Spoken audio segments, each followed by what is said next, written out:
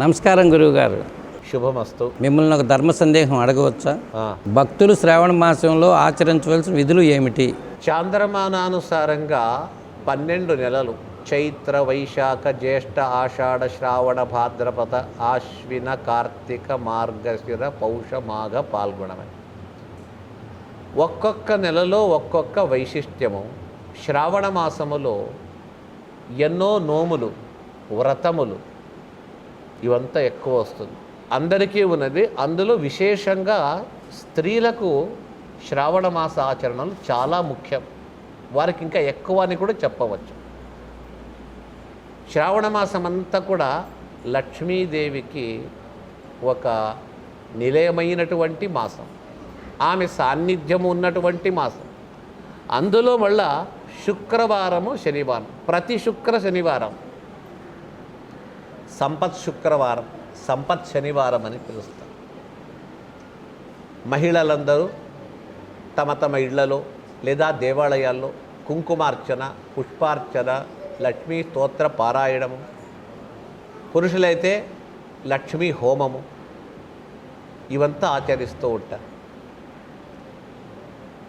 ఒక విధంగా ప్రతి గృహిణి తన ఇంట అమ్మవారిని శుక్ర శనివారాల్లో కొలుస్తూ ఉన్నట్టయితే ఆమె చేసిన పుణ్య ప్రభావము చేత తన పతిని అంటే భర్తను, పిల్లలను, అత్తమామలను అందరినీ కాపాడుతూ తాను బాగుంటుంది.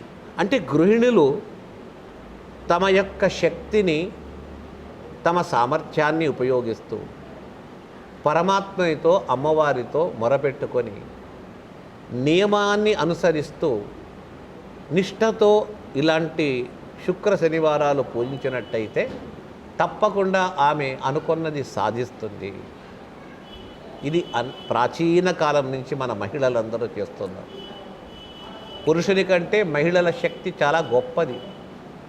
వాళ్ళంతా వదిలిపెట్టి నిష్ఠతో ఇలాంటి పూజలు చేసి తానే కాక తన ఇంటిని, తన ఇంటి వారిని అందరినీ కూడా కాపాడుకునే శక్తి భగవంతుడు అలాంటి మహిళలకు ఇచ్చారు.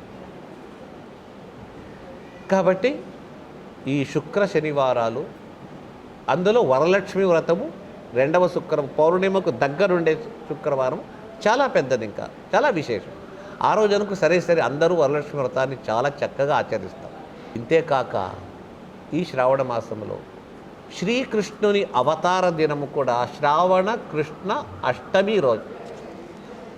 ఆ పురుషోత్తముడు దేవతల ప్రార్థన చేత భూలోకములో యమునా తీరములో దేవకి వసుదేవులనే దంపతుల ఇంట తాను అవతరిస్తాడు.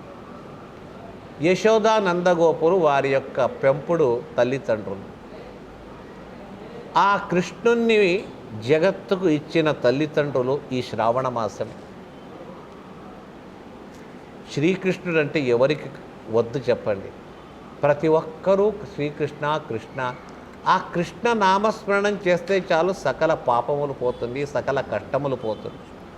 అలాంటి కృష్ణుని మనకిచ్చిన మాసమే శ్రావణ మాసం. శ్రావణ మాసం వస్తే కృష్ణుడు జ్ఞాపకం వస్తాడు. అంటే మిగతా రోజుల్లో లేదని కాదు, విశేషంగా కృష్ణుని పూజలకు ఆ శ్రావణ మాసము జన్మాష్టమిని చేస్తారు.